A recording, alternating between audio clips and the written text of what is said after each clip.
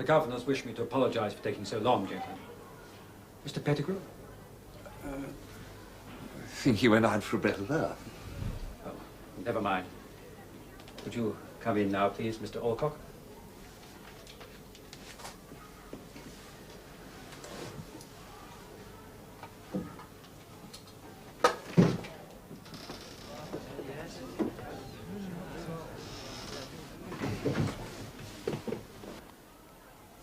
Well, that's it then.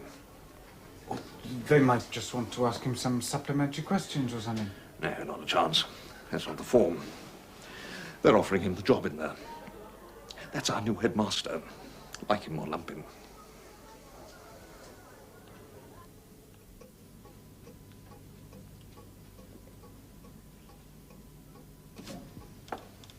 Well, now I think this calls for a drink, don't you, eh? And when the retiring headmaster met the newly appointed headmaster in the company of two of his distinguished and senior housemasters, the consequence was what? 4 large whiskies, eh, Carter? Suits me, headmaster. Don't have to ask, PJ. I know it's the moorland air, Mr. Alcock. We moorland men have to have our whiskey. You'll have to excuse me, Mr. Harris. I don't use it. What, not even for a brisk rub-down? I beg your pardon. Not at all. It's these governors' meetings. They always leave me in a silly mood. When you've sat through 1 or 2 of them, you'll know what I mean. Now, what about some gin, Mr. Alcock? No, thank you, Mr. Harris. I don't drink spirits. Ah, elderberry wine. My wife makes that herself. Or a creme de menthe, dry sherry. A cup of tea. My dear fellow, you must have something. We want to drink your health. Have you any soda water? I think we have somewhere. Yes. PJ, come and help me root it out. Carter, will you look after the whiskey? It's all in the cupboard there. My pleasure, headmaster. Soda water. That's the stuff misguided chaps put with their whiskey, isn't it? So I've heard, yes. You have a look in that cupboard over there. Well, it was a close thing, David. You very nearly got it. After the mess I made of the interview. No, you didn't make a mess. You were very frank with the governors. They liked that. And Carter made a first-class showing of himself. But, you know, they're not as silly as I make them out to be. They knew that if one of you two got it, he'd have the other one against him right from the start. So Rufus put in his casting vote for Alcock. I shouldn't be telling you this, you know, but I am. I'll tell Carter the same, too. Thanks. He's got a lot about him, you know, Alcock. He's shrewd, eh? Do you like him? I know I've got some soda water somewhere. You mustn't ask me things like that, David. Anyhow, headmasters aren't there to be liked, are they? They're there to strike fear and trembling into the hearts of the boys, my dear chap. Well, in that case, they might have got the right man. Oh, no, he'll mellow. Bamfield is a very mellowing place, and you must jolly him along, David. Make him see what astonishing fun the school can be. I think that's something he hasn't quite grasped yet. Oh, what have you got there? Oh, it's lemonade. I haven't definitely decided to stay on, you know. Oh, David. Oh, you must. You will, won't you? I mean, we've counted on that. Bamfield's not the whole world. No, I suppose it's not. Has been for me, that's the trouble. Ah, there we are. I knew I had some. Oh, David. Alcock must be longing to start the jollifications. And it'd buck my lads up no end if they could have some new uniforms and a few more bugles for the band. I'm quite sure it would, Mr. Carter. I'm not sure that my first priority would be to strengthen the morale of the OTC. Ah, no, of course not. No exams first. I'm with you all the way on that, but... Well, I just thought I'd mention my chaps in the Corps, because if I don't stick up for them, nobody else will, don't you know? Quite. Yes. Here we are, gentlemen. Mr. Alcock.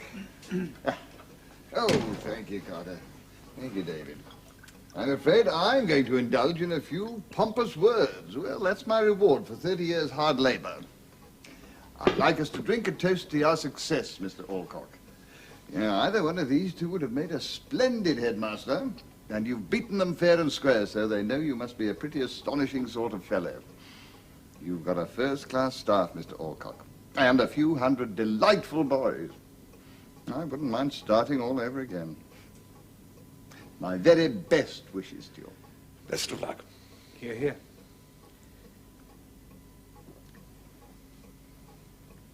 Thank you, gentlemen. I'm sure we shall work very well together.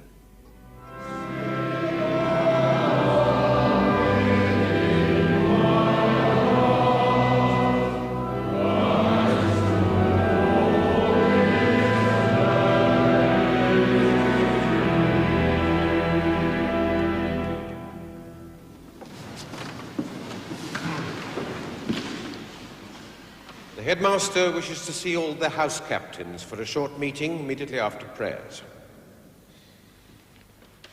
Well, I don't like it at all. That's something, then.